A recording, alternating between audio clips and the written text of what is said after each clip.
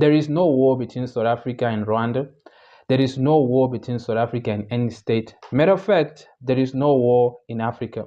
But if you go on social media, especially X, previously known as Twitter, you will think otherwise, because a lot of people with large following, even big media houses, are busy misleading the people into thinking that South Africa is in some sort of a war with Rwanda. That is very fallacious and very misleading. Paul Kagame threatens Cyril Ramaphosa. Rwanda declares a war against South Africa. The South African military is weak and is losing against the M23 rebels in the DRC. We all see this in the news, reporting of negative information.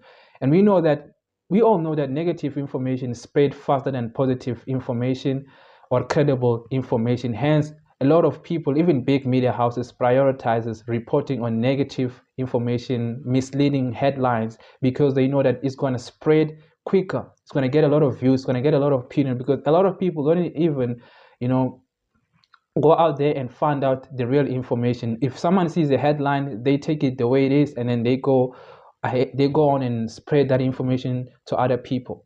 It's all about captions over facts. It's all about views over credible information. Ladies and gentlemen, welcome to the Unapologetic channel, where we discuss issues unapologetically and we look at issues beyond face value. Thank you very much for tuning in.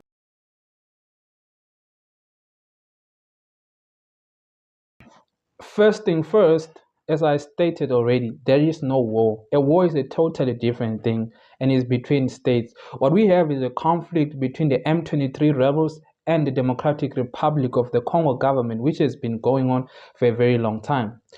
And South Africa is involved as a peacekeeping force, while Rwanda on the other side has been accused of supporting the M23 rebels. The DRC, UN, US, and other countries have accused the Rwandan government of supporting the M23 rebels in their fight against the Democratic of the Republic of Congo government. But the Rwandan government have denied these allegations multiple of times.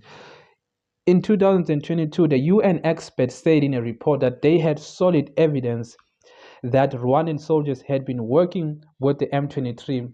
The UN experts in another report stated that 3,000 to 4,000 Rwandan government forces operated with the M23 in the eastern part of the DRC, where the conflict is currently taking place.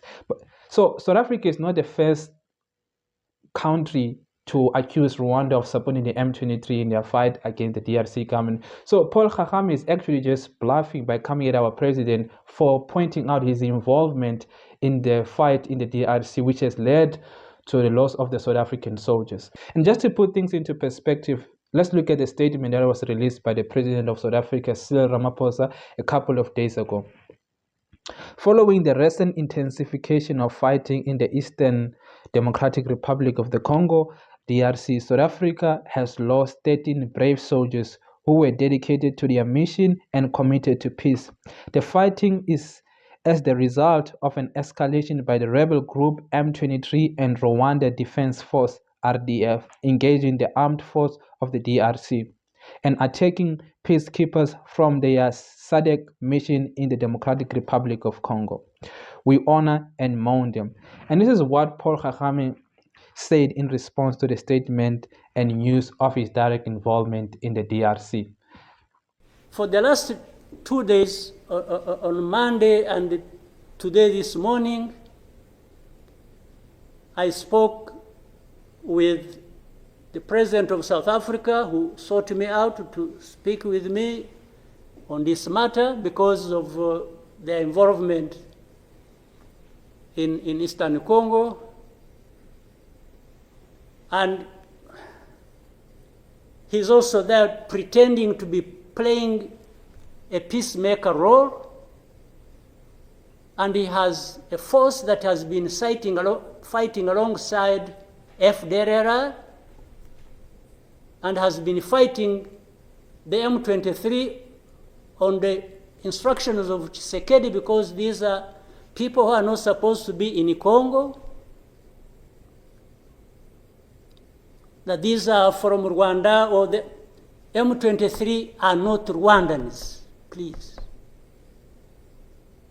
these are Congolese, and one time he accepts it, then another time he says no, part of it is yes, and then the other part is from Rwanda, and these are he keeps on going. And how do we, leaders of our own countries, accept this to go on forever and just accept that we shall be manipulated by Tshisekedi or whoever is supporting him? And South Africa dares even issue threats about what is likely to happen after that, and so on and so forth. Of course, we will see what threats they are talking about. Maybe they should have done that exactly for which they have been issuing threats. They should have done it to clean up the mess in Eastern Congo, or to fight back those who have been trying to clean up the mess. But really, to have even had East African community expelled from Eastern Congo, and everybody complied, and then there was quiet. It's as if it was normal, or that is okay. Everything dictated by the country or the person we are trying to help. I didn't understand that. And that's where we are now. That's how we are here. And I don't take that as a declaration of war, him showing his intentions of wanting to go into war with South Africa. It's more for a defense for himself and his country, because he's been denying these allegations that he is directly involved in the DRC fight.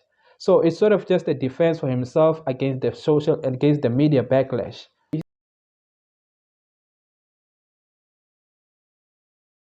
You know, a lot has been said already about this conflict in the DRC, but really the conflict is between the M23 and the DRC government. But we all know that there are a lot of other parties that are feeding into this whole conflict because they stand a lot to gain. But at the current moment, we will deal with the information that we know as we embark on a journey of discovering more information. And if you know anything, any source that can help us, please comment below, and also share your opinions and thoughts so that we can, help each other understand this whole conflict. So the M23 is a rebel group, also known as the March 23 movement, that is operating in the eastern part of the DRC, particularly in the North Kivu province. And the DRC government sees the M23 as a threat because they partake in a lot of illegal activities, including illegal mining, which benefit a lot of other parties that I spoke about.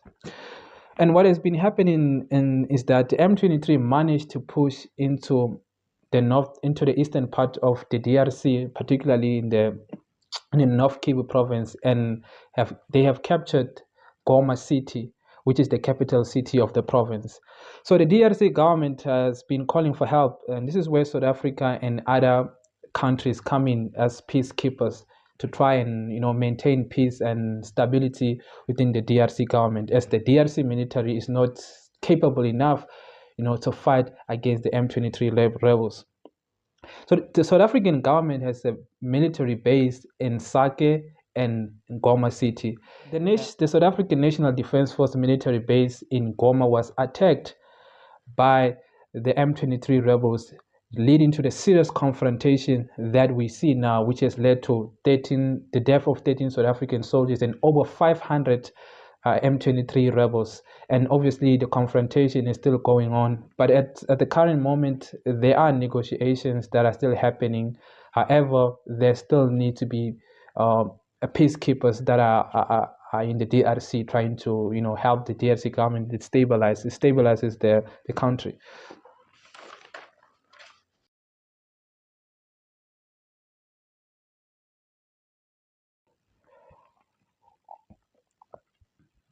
This is crucial information because it seems like a lot of people don't really understand why our military is in the DRC. We see people saying, send our military back, you're just killing the kids, our military is not prepared.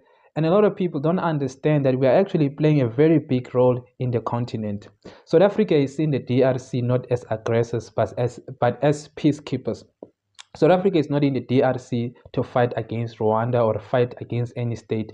We are there as part of the peace as part of the SADC peacekeeping mission to help the DRC government stabilize the region. Remember what Kwame Nkrumah said about Africa's unity. We need to hold on to that. South Africa has a long history of peace efforts in the continent, from leading negotiations in Burundi to sending peacekeepers in Sudan and Central African Republic. Our mission in the DRC is nothing different. We need to continue honoring our soldiers who are putting their lives on the line to make sure that there is peace in our continent. They are indeed soldiers of not one nation, but soldiers of our continent.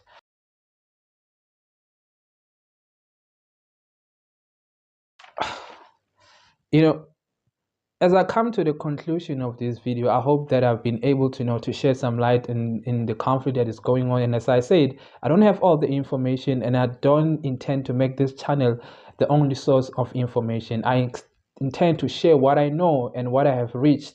And if you have any information that can help us understand this conflict much better, please share below and direct us to the right sources. Just to summarize the main points, as I said, the conflict is between the M23 and the DRC government, but other parties are getting involved to sort of assist. On the other hand, we have Rwanda, which has been accused of supporting the M23 rebels from supplying weapons to supplying intelligence, and recently it has been proven that Rwanda has been directly involved in the shootings, which has led to the killings of 13 South African soldiers.